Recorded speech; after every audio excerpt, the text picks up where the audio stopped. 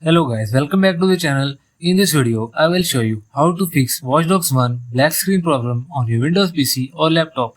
So to fix this issue, follow every step as I am showing in this video. And don't forget to subscribe this channel and press the bell icon. Hope so, this will fix your problem.